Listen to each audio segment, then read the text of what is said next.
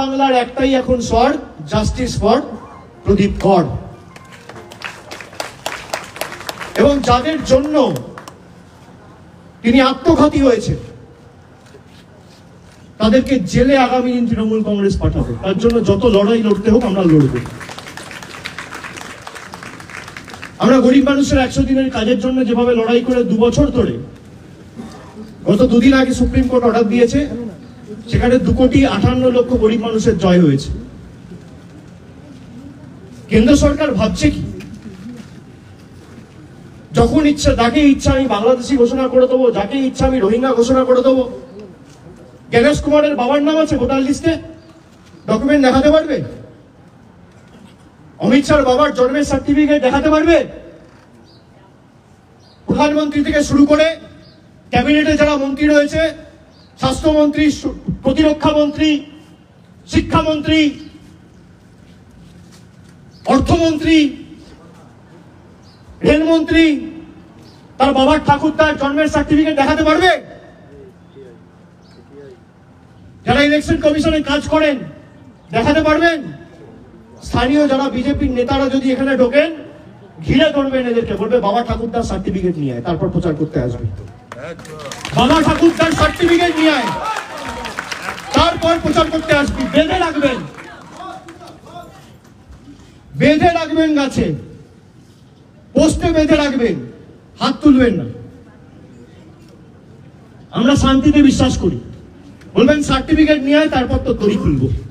যা, তোর বাবার সার্টিফিকেট, বাবার বার্থ সার্টিফিকেট, তোর দাদুর বার্থ সার্টিফিকেট, তোর ঠাকুরদার বার্থ সার্টিফিকেট, আর তোর দিদিমার বার্থ সার্টিফিকেট। তোর অমিত শাহ, মোদী সরকার যে আমাদের থেকে সার্টিফিকেট চেয়েছে, আগে তোরা সেই সার্টিফিকেট মানুষকে দেখা, তারপর কাগজ চাইবি মানুষের থেকে।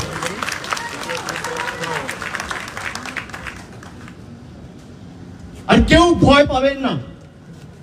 4 তারিখ থেকে এসআইআর এর ইনিউমারেশন ফর্ম ডিস্ট্রিবিউট হবে। জায়গায় জায়গায় তৃণমূল কংগ্রেসের ক্যাম্প থাকবে, আপনাদের পাশে দাঁড়াবে তৃণমূল কংগ্রেসের কর্মীরা, অতন্ত্র প্রহরীর মতো আপনার পাশে দাঁড়িয়ে আপনাকে সাহায্য সহযোগিতা হাত বাড়িয়ে দেবে। কেউ ভয় পাবেন না, ভয় পাওয়ার কোনো কারণ নেই।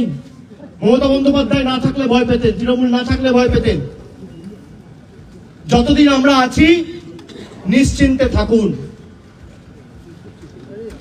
রবীন্দ্রনাথ ঠাকুরের বাংলা, বিদ্যাসাগরের বাংলা, বঙ্কিমচন্দ্রের বাংলায়, স্বামী বিবেকানন্দর বাংলা, রামকৃষ্ণ পরমহংসদেবের বাংলাকে যারা ব্যঙ্গ বিদ্রুপ করেছে, বাংলাদেশি বলে যাদের আখ্যায়িত করে আমাদের অপমান করেছে, আগামী দিন জবাব নেওয়ার জন্য আমাদের সকলকে এখন থেকে প্রস্তুত থাকতে হবে। যে কটা ছাইপাস পড়ে আছে, আমি বলছি এরা যদি প্রচার করতে আসে, এদেরকে হিসাব চাইবেন প্রথমে, যে 11 বছর এদের সরকার ক্ষমতায় এই পানিহাটির জন্য, পাশে খড়দার জন্য, ব্যারাকপুরের জন্য কি করেছে। আর সেকেন্ড হচ্ছে বাপ ঠাকুরদার সার্টিফিকেট নিয়ে আসবি, তারপর ভোটের যে কোনো পত্র মানুষকে দিবি। যদি না দিতে পারে বেঁধে রাখবেন, আমি আছি। 4 তারিখ থেকে এসআইআর শুরু হবে। 4 তারিখ থেকে 1 মাস যতদিন ফর্ম বিলি হবে, আমি রাস্তায় থাকবো। আমি আপনাদের পাশে এসে দাঁড়াবো, চিন্তা করবেন না।